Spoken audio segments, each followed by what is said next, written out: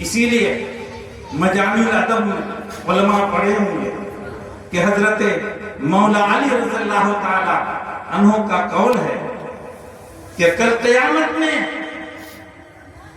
ان پڑھ سے نہیں پوچھا جائے گا کہ تم نے پڑھا کیوں نہیں، بلکہ پڑھنے والے سے پوچھا جائے گا کہ تم نے پڑھایا کیوں۔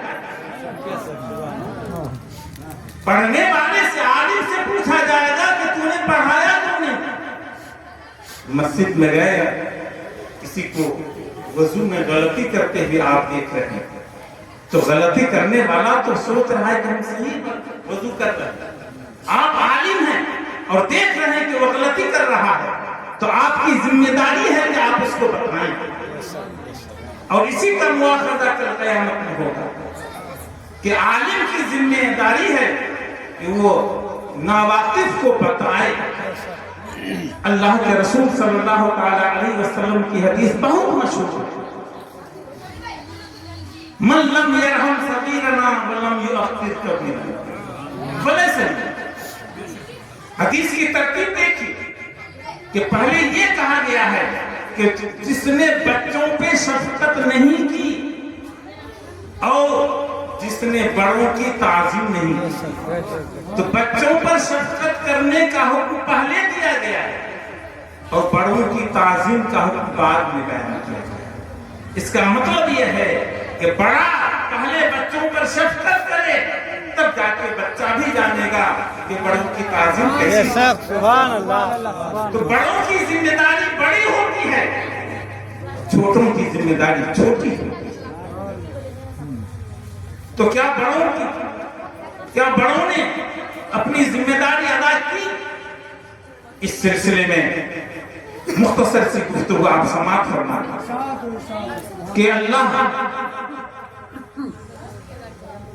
تبارک و تعالیٰ نے فرمایا ہے کہ اے ایمان والو، تمہیں تمہارے مال اور تمہاری اولاد کہیں ذکر الہی سے غافل نہ دے، یعنی تم اولاد کے سلسلے میں کہیں خطا نہ کر گزرو، اور اگر تم نے خطا کی تو پھر کیا ہوگا؟ فَأُولَٰئِكَ هُمُ الْخَاسِرُونَ، تو وہی لوگ جانتے۔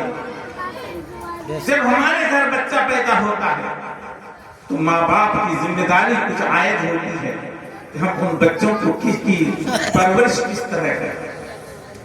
سب سے پہلے تو بچہ جب 7 دن کا ہو جائے، رسول کریم صلی اللہ علیہ وسلم نے فرمایا کہ بچوں کے 7ویں دن اس کا عقیقہ۔ عقیقہ کیا چیز ہے؟ کہ بچے کی پیدائش پر خوشی کا اظہار کرنا اور اللہ کا شکریہ ادا کرنا۔ اور رسول اللہ صلی اللہ علیہ وسلم نے فرمایا کہ اسی 7ویں دن بچے کا نام رکھو، اسی دن بچے کا نام بھی رکھو اور بچے سے تکلیف کو دور کرو، یعنی اس کے سر کے بال اٹھا۔ عقیقہ کے سلسلے میں حضرت سمرہ رضی اللہ تعالیٰ عنہ روایت کرتے ہیں کہ رسول کائنات صلی اللہ تعالیٰ علیہ وسلم نے ارشاد فرمایا کہ بچہ عقیقہ کا گروی ہوتا ہے۔ گروی جانتے ہیں؟ بندھک جیسے آپ کہیں قرضہ لینے جاتے ہیں تو کچھ نہ کچھ آپ سے سامان بندھک کے طور پہ رکھا جاتا ہے، اس کو گروی بولتے ہیں، بندھک کرتے ہیں۔ تو بچہ عقیقے کا گروی ہوتا ہے، اور جانتے ہیں کہ جب تک آپ کا سامان کسی کے پاس گروی ہے، آپ اس وقت تک اس سے کوئی فائدہ نہیں اٹھا سکتے جب تک کہ اس سے آپ واپس نہ لیں۔ آپ نے زیور کو گروی رکھا، اب زیور کا استعمال آپ کے گھر نہیں ہو بلکہ اس کے ہاں بند ہو، تو یہ عقیقہ گروی ہے۔ علماء فرماتے ہیں، محدثین فرماتے ہیں کہ گروی کا مطلب یہ ہے کہ آپ بچے سے فائدہ نہیں اٹھا سکتے۔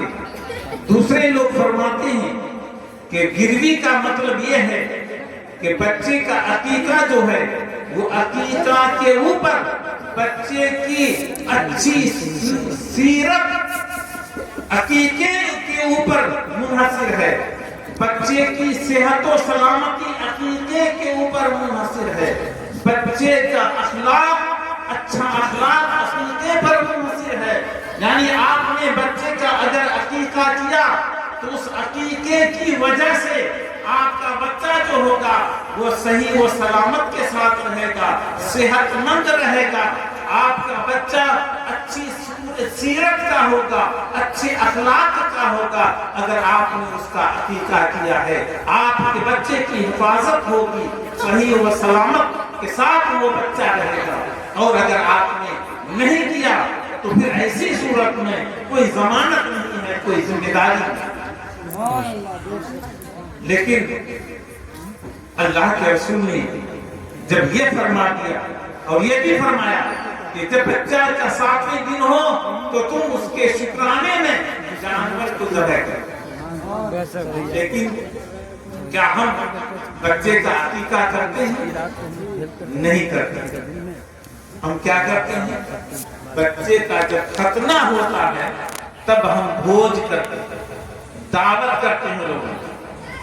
کسی حدیث میں بھی آپ نہیں دکھا سکتے کہ بچے کے ختنے کے اوپر دعوت کرنا حضور صلی اللہ علیہ وسلم سے آپ کہیں نہیں دکھا سکتے. بلکہ خود رسول اللہ صلی اللہ علیہ وسلم نے حضرت امام حسن رضی اللہ تعالیٰ عنہ اور حضرت امام حسین رضی اللہ تعالیٰ عنہ کا 7ویں دن عقیقہ فرمایا. بچے کا عقیقہ ایک بکرا ایک بکری یا 2 بکرا، بچی کے لیے 1 بکرا یا 1 بکری ذبح کر کے لوگوں میں تقسیم کیا جائے یا دعوت کے طور پہ کھلایا جائے، یہی عقیقہ ہوا کرتا ہے. تو گویا کہ لوگوں کی دعوت کرنا یہ عقیقے میں تو رسول کائنات صلی اللہ علیہ وسلم کی حدیث سے بھی اور آپ کے عمل مبارک سے بھی ثابت ہے. لیکن ختنے میں جو ہم دعوت کرتے ہیں اس ختنے میں دعوت کا ثبوت کسی حدیث میں نہیں. آپ بتائیے کہ ہم اللہ کے رسول صلی اللہ علیہ وسلم کی سیرت اور ان کے بتائے ہوئے طریقے کے اوپر عمل کر رہے ہیں یا اس کے خلاف عمل کر رہے ہیں. بدعت وہی ہے جو کسی سنت کے خلاف ہے، بدعت وہی ہے جو سنت کے خلاف ہو، جو سنت کو مٹا دے. ہم اگر اپنے ہاں عقیقے کا رواج رکھتے تو ختنے کو جو ہے اتنا عروج نہ دیتے اور اس کو رائج نہ کرتے. بہتر یہی ہے کہ ہم اپنے بچوں کا عقیقہ کریں، اور ختنہ تو بہت ضروری چیز ہے. ختنہ بھی بچوں کا ایک حق ہے جو ماں باپ کے اوپر عائد ہوتا ہے. اور ختنہ مسنون تو ہے، سنت تو ہے، لیکن یہ شعار اسلام بھی ہے، شعار مسلمان بھی ہے.